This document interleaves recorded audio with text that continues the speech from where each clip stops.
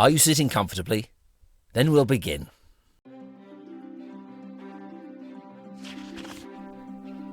Once upon a time, in the county of Cambridgeshire, there was a tramway. It ran between the market town of Wisbech and the fenland village of Upwell. Pulled by distinctive steam trams and latterly by diesels, it carried passengers, it carried freight, running alongside road and alongside canal. And though it closed many years ago, it fired imaginations and lives on in storybooks. This is the tale of the Wisbech and Upwell Tramway.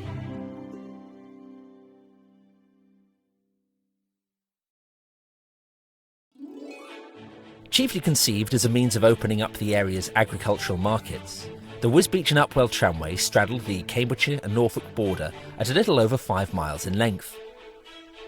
Opening in 1883 to both goods and passengers, services for the latter ceased in 1927, whilst the former continued to be transported by rail until the line's ultimate closure in 1966.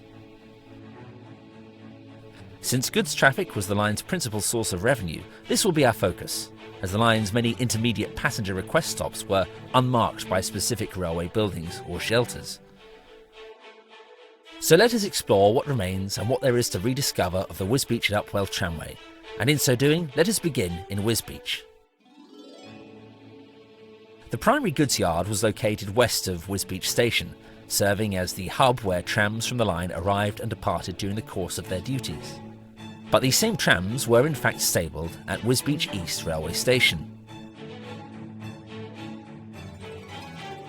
Closed in 1968 and demolished in the years following, there's no trace of any of these features or structures today, save for the street aptly being named Railway Road.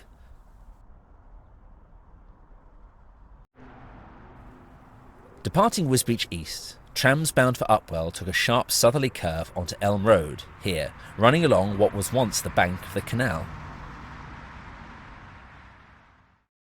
where we find a diesel shunter heading back towards Wisbech East and the yard beyond. I do hope you're enjoying this film so far. There is so much more to see. Do please subscribe and hit your notification bell, and don't forget to leave a comment. Should this railway have closed? Would it be a boon to the area today? Let me know your thoughts below. Indeed, the tramway first crossed the canal at Newcommon Bridge. The waterway is visible in the background. As this began to lose trade, partly owing to the tramway, it fell into disrepair. Eventually, the decision was made to fill it in and construct a road along much of its course, as we will observe.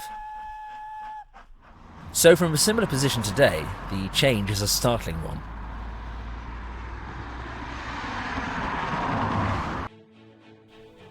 The tramway continued south along the east side of the road.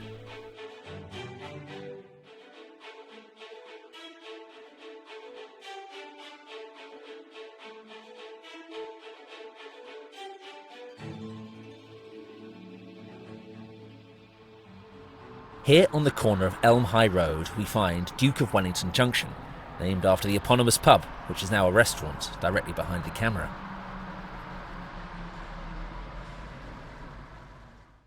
As with other parts of the line, the crossing of the road was unguarded, but with a maximum line speed of 12 miles per hour, fewer vehicles on the road, and maybe a member of the train crew waving a flag to warn traffic, the chance of collision could be mitigated. The proximity of the tramway to both road and pedestrians led to a number of accidents over its years of operation, from startled horses bolting or else being dragged under the tram's wheels, to pedestrians and passengers in moments of heedlessness perishing in often avoidable accidents.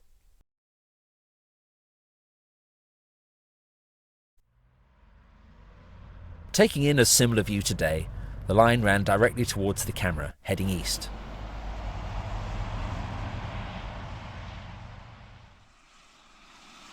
Here we see one of the delightful steam trams with a guard's van and rake of wagons outside the Methodist Chapel on Elm High Road.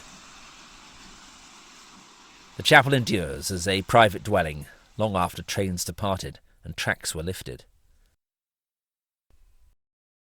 As this film illustrates, motor vehicles fouling the line would at best be a source of delay, or at worst the cause of an accident. With tighter laws concerning health and safety, increased car ownership, and arguably a more risk-averse society emerging in recent decades, it is hard to imagine a tramway such as this existing today.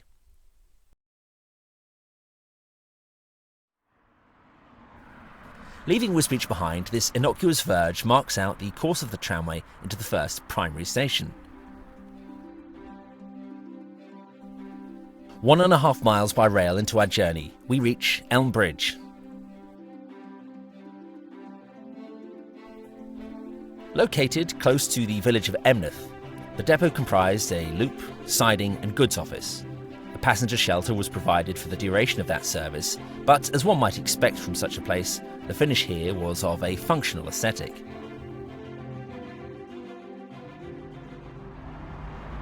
Today, there is nothing to suggest the presence of the station here, but for the patch of grass that now occupies the station site.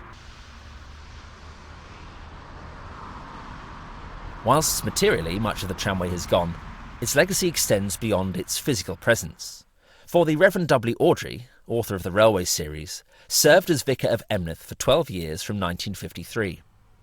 A year before, in 1952, he published Toby the Tram Engine, inspired by the J70 steam trams that operated on this line and in Great Yarmouth.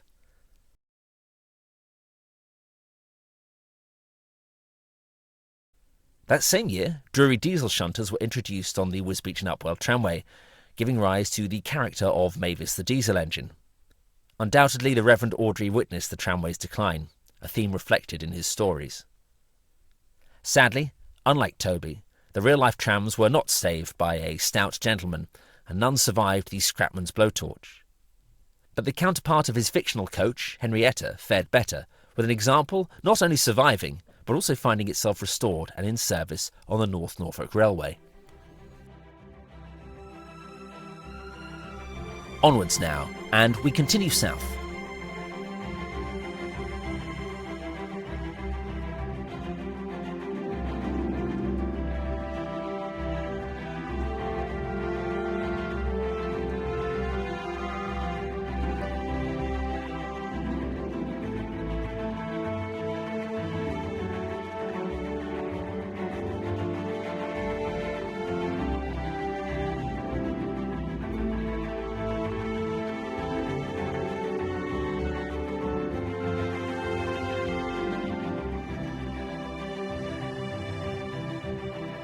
Regarded as the halfway point along the line, Boyce's Bridge was, like Elm Bridge, situated on a right-hand curve and was, indeed, broadly similar in both appearance and layout. And so it is today. Nothing of the depot is to be found. Only this lonely information board testifies to the station's presence on the field margin. Running by the canal, trams continued south until, a little over 4 miles from Wisbech, they arrived at Outwell Basin. This was initially the southern terminus of the line until the completion of the extension to Upwell. Because it was designed to be a terminus, the layout here was somewhat different to the preceding stations, with a much greater capacity for goods than both at Elm Bridge and Boyce's Bridge.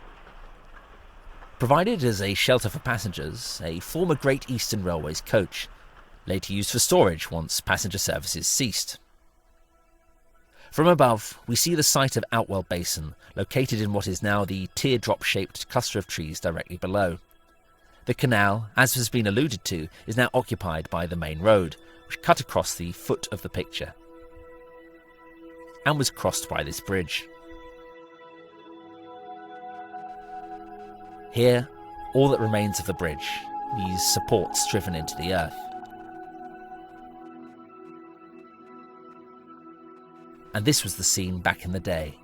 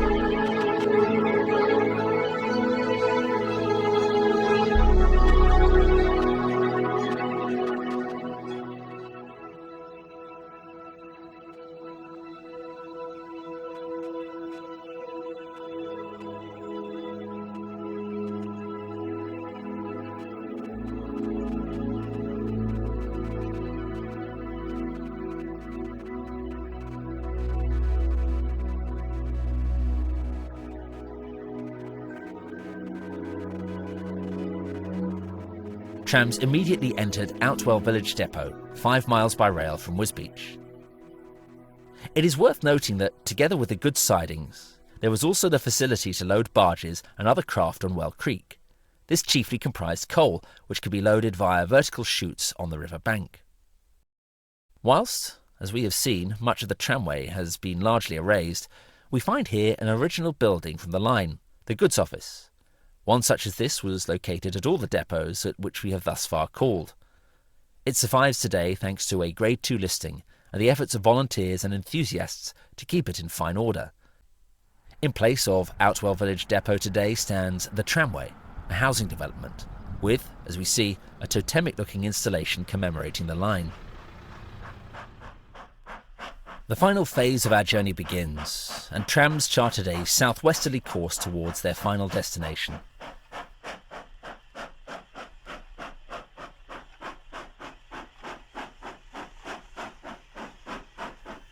In this photograph, we look back towards Outwell Village Depot and see where the line made its final road crossing. And today, the site of the same crossing from left to right, where now sits a private drive which, as we see, offers some playful allusions to the line's presence. From the air, we look back towards Outwell, and though now lost to the plough, the tramway continued its straight line directly below us. So it is that 5 miles and 72 chains from Wisbech by rail, we reach the site of Upwell Depot and the line's rural terminus. Today, it is occupied by the houses seen below. Here we see Upwell Passenger Station, which became a store after the line became a goods-only service. Indeed, this picture is taken from the water tower overlooking the yard, which was in fact a Great Eastern Railway's locomotive tender mounted on wooden trestles. At its peak there were, in all, 11 sidings, capable of holding 120 wagons, bearing the fruit and vegetables that were widely grown in the area, and, of course, the livestock taken to and from market.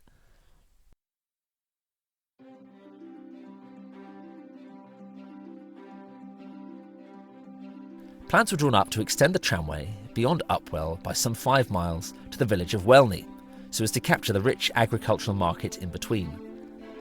But it was probably for the best that nothing became of this proposal. As road transport became more efficient and widespread, freight services started to decline. Trucks and lorries offered more flexible and direct routes for agricultural produce, reducing the demand for rail-based freight transport. The downturn in goods traffic made the tramway increasingly unprofitable. The cost of maintaining the infrastructure and rolling stock was not justified by the revenues generated. Indeed, the tramway was subject to increasing regulatory requirements for safety and operation, which would have demanded further investment in upgrading the line and equipment. The tramway officially ceased operations on May 23, 1966, as part of a broader trend during that era when many rural railways and tramways were closed across the UK, so as to reduce the rail network's financial losses by removing less profitable lines. Besides some commemorative features, at Upwell today, only the station master's house remains. Otherwise, the rest is gone. Gone, but not forgotten.